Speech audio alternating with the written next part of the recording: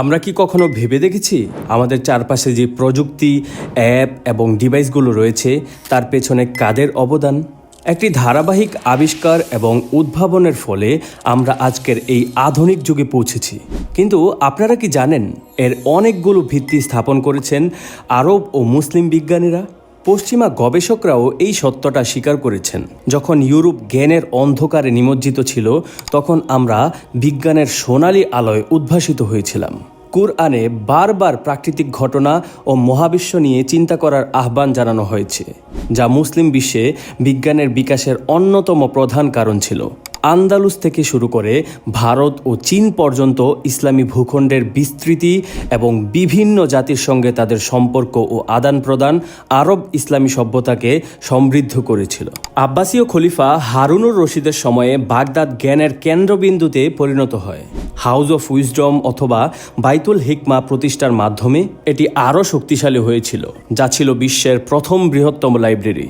এখানে গ্রিক বিজ্ঞান ও দর্শনের বইগুলো আরবিতে অনুবাদ করা হতো। এভাবেই আরবি ভাষা বৈজ্ঞানিক গবেষণার একটি আন্তর্জাতিক ভাষা হয়ে ওঠে।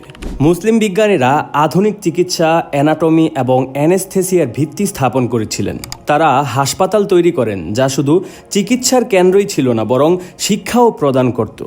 মুসলিমরা জ্যোতির্বিজ্ঞানেও অগ্রণী ছিলেন। আল বাত্তানি গ্রহের গতিবিধি সম্পর্কে টলেমির গণনায় ত্রুটি খুঁজে বের করেন। বাগদাদে প্রথম পর্যবেক্ষণ গৃহ তৈরি হয়েছিল, যা সূর্যের গতিবিধি এবং গ্রহের কক্ষপথ বোঝার ক্ষেত্রে অনেক সাহায্য করেছিল। তারা প্রমাণ করেছিলেন যে পৃথিবী সমতল নয়। আল হাইসাম, যিনি আলোক বিজ্ঞানের জনক নামে পরিচিত, তিনি ক্যামেরার ধারণাকে বাস্তবে রূপ দিয়েছিলেন। আল খাওয়ারিজমি আধুনিক গণিতের দুটি গুরুত্বপূর্ণ শাখা অ্যালজেব্রা এবং অ্যালগোরিদম এর ধারণা দেন। জিরু এবং আরবি সংখ্যাগুলো মুসলিমদের মাধ্যমেই ইউরোপে প্রবেশ করে, যা আজকের গণিতের ভিত্তি। রসায়নে জাবির ইবনে হাইয়ান নতুন নতুন পদ্ধতি আবিষ্কার করেন, যেগুলো আধুনিক কেমিস্ট্রির ভিত্তি হিসেবে বিবেচিত হয়। আবার আকাশ জয়ের স্বপ্ন দেখেছিলেন আব্বাস ইবনে ফিরনাস, যিনি শত শত বছর আগে উড়ন্ত যন্ত্র তৈরির চেষ্টা করেছিলেন, যা রাইট ব্রাদার্সেরও বহু আগে।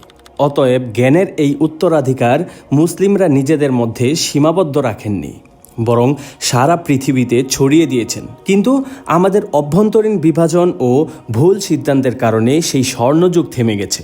আজ প্রশ্ন হলো, আমরা কি আবার সেই ঐতিহ্য ফিরিয়ে আনতে পারবো? কিভাবে আমরা আমাদের হারানো গৌরব পুনরুদ্ধার করব? আপনাদের মূল্যবান মতামত নিচের কমেন্টে জানাতে ভুলবেন না।